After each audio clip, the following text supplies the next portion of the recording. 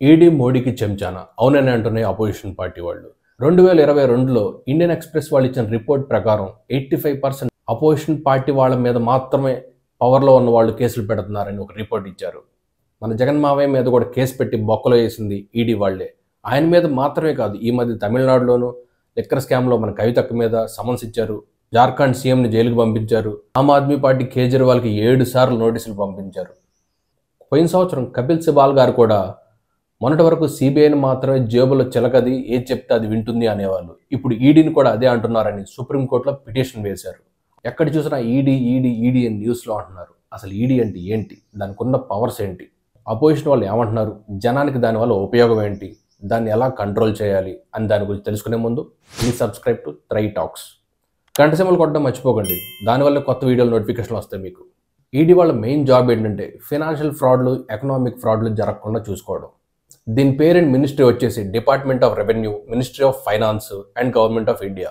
ఈడీని 1956లో enforcement unit అనే పేరుతో స్టార్ట్ చేసి మరుసటి సంవత్సరమే ఎన్ఫోర్స్మెంట్ డైరెక్టరేట్ ఈడీ కింద మార్చారు. ఈడీ పెట్టిన ఫస్ట్లో వాళ్ళకి ఇచ్చిన డ్యూటీ ఏంటంటే ఫారెన్ ఎక్స్చేంజ్, మన దగ్గర నుంచి బయటకు వెళ్ళడం, బయట నుంచి లోపలికి డబ్బు దొంగతనంగా ఎవరైనా అటు ఇటు ఏమైనా ఫ్రాడ్లు చేస్తున్నారని తెలుసుకోవడం వాళ్ళ డ్యూటీ ఫస్ట్. తర్వాత 2002లో PMLA, prevention of money laundering act, చాలా పవర్ఫుల్ ఇది. దానికి వచ్చింది అంటే లుచ్చా పనులు భారతదేశంలో చేసి ఆ బ్లాక్ మనీ మొత్తం ట్యాక్స్లు కట్టకుండా వైట్ మనీ కింద కన్వర్ట్ చేసుకోవడాన్ని ఆపడమే పిఎంఎల్ఏ డ్యూటీ. అది 2002లో ఆ పవర్ ఇచ్చారు. మళ్ళీ తర్వాత 2016లో మన బీరమావయ్య విజయ మల్లయ్య బ్యాంక్ కింద బొక్క పెట్టి యూకే పారిపోయాడు.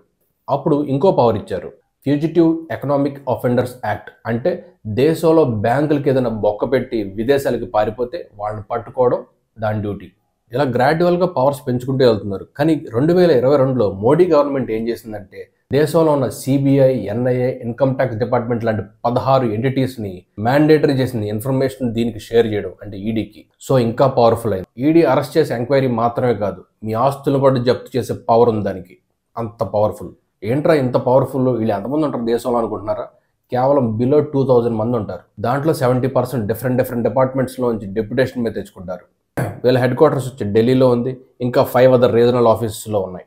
సిబిఐ, ఈడీ అందరూ కలిసే పనిచేస్తారు కదా, వాళ్ళకి అసలు డిఫరెన్స్ ఏంటి అని అనుకుంటున్నారా? చెప్తా. ఈడీ వచ్చి ప్రెడికేట్ అఫెన్స్ని డీల్ చేస్తుంది, సిబిఐ సీరియస్ అఫెన్స్ని డీల్ చేస్తుంది.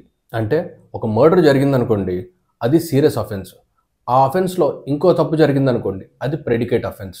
ఇంకా ఈజీగా మీకు అర్థం కావాలనుకోండి, ఒక వ్యక్తి బాబాయిని గొడ్డలతో నరికి పారిపోతూ చెల్లెల మెడలో ఉన్న తాళి కూడా దొబ్బేశాడు అనుకోండి, మర్డర్ సీరియస్ అఫెన్స్, అది సిబిఐ డీల్ చేస్తుంది. చెల్లెలు తాళిబొట్టు దొబ్బేయడం ప్రెడికేట్ అఫెన్స్, అది ఈడీ డీల్ చేస్తుంది. ఇప్పుడు అర్థమైంది కదా అనుకుంటాం. కానీ సిబిఐ, పోలీస్ డిపార్ట్మెంట్ మన జేబులో ఉన్నారనుకోండి, ఈడీ వరకు ఎందుకు వెళ్తాయి? ముందు బాబాయ్ కేసే ముందుకు వెళ్దు కదా. సరే, coming to the point. CBI warrant ఇచ్చిందనుకోండి, ఇన్వెస్టిగేషన్ చేసే హక్కు ఉంది. కానీ ఈడీ నోటీస్ ఇచ్చిందనుకోండి, వాళ్ళకు ఓన్లీ ఎంక్వైరీ చేసే హక్కు మాత్రమే ఉంటుంది. బట్ సివిల్ కోర్టుకు ఉన్నంత పవర్ ఉంది వాళ్ళకి, ఎవరినైనా పిలిచి వాళ్ళు క్వశ్చన్ చేయొచ్చు. సిబిఐ లాంటి పోలీసింగ్ ఏజెన్సీస్కి ఈడీకి ఇంకో డిఫరెన్స్ చెప్తా. సిబిఐ వాళ్ళు ఎఫ్ఐఆర్ రిజిస్టర్ చేశారనుకోండి, నిందితుడు అంటే నేరస్తుడు కాదు కదా ప్రూవ్ అయ్యే వరకు, నిందితుడికి ఆ కాపీ ఇవ్వాలి, నేను దేనికి అరెస్ట్ చేస్తున్నాం బాబు అని చెప్పి. కానీ ఈడీ అలా కాదు, ఎవ్వరికి ఏ కాపీ ఇవ్వాల్సిన పని లేదు. ఇంకో ఎగ్జాంపుల్ చెప్తా. జగన్మోహన్ రెడ్డి గారు, చంద్రబాబు నాయుడు గారు ఇద్దరు జైలుకి వెళ్ళారు. కానీ జగన్మోహన్ రెడ్డి గారికి బెయిల్ రాలేదు, చంద్రబాబు నాయుడు గారికి బెయిల్ వచ్చింది. ఎందుకంటే ఈ పవర్ డిఫరెన్స్ ఉండడం వల్లే. సిబిఐ ఏదైనా కేసు పెట్టిందనుకోండి, 60 డేస్లో వాళ్ళు ఛార్జ్ షీట్ పెట్టకపోతే ఆటోమేటిక్గా ఈ నిందితుడికి బెయిల్ వచ్చేస్తుంది. అందుకే చంద్రబాబు నాయుడు గారికి బెయిల్ వచ్చేసింది. అదే ఈడీ దగ్గరికి వెళ్ళిందనుకోండి, నాన్ బెయిలబుల్, వాళ్ళు ఛార్జ్ షీట్ కూడా సబ్మిట్ చేయాల్సిన పని లేదు. వాళ్ళకి స్టిపులేటెడ్ 60 రోజులు, 600 రోజులు అలాంటివి ఏమీ లేవు. వాళ్ళు ఎన్ని రోజులు కావాలంటే అన్ని రోజులు సాగదీయచ్చు, బొక్కలేసి భోగి పండుగ చేయొచ్చు. మిగతా పోలీసింగ్ ఏజెన్సీస్కి మీరు ఏదైనా స్టేట్మెంట్ ఇచ్చారనుకోండి, అది మీకు ఎగనెస్ట్గా వాడడానికి అవకాశం లేదు. కానీ ఈడీకి మీరు నా తప్పు లేదు అని చిన్న స్టేట్మెంట్ చెప్పినా కూడా దాన్ని మీకు ఎగనెస్ట్గా వాడుకునే పవర్ వాళ్ళకుంది. అందుకే అపోజిషన్ వాళ్ళు క్రిటిసైజ్ చేస్తున్నారు, ఏ పోలీస్ డిపార్ట్మెంట్కి సిబిఐకి లేని పవర్స్, ఇన్ని వైడ్ పవర్స్ ఎందుకు మీరు ఇచ్చారు అని. ముందు అసలు ఈడీ ఈ కేసుని దేన్ని బేస్ చేసుకుని పిక్ చేశారని కూడా ఎవరికి చెప్పరు, చెప్పాల్సిన అవసరం లేదు. ఇన్ని పవర్స్ వాళ్ళకి ఇచ్చారు అంటే మిస్యూజ్ చేయడానికి అవకాశం ఉందని చెప్పి అపోజిషన్ వాళ్ళు ఆరోపిస్తున్నారు. ఇంకా పిఎంఎల్ఏని చిన్న ఆర్డినరీ కేసుల్లో కూడా వాడేసి అమాయకుల యొక్క ఆస్తులన్నీ జప్తు చేస్తున్నారని చెప్పి అపోజిషన్ వాళ్ళు ఆరోపిస్తున్నారు.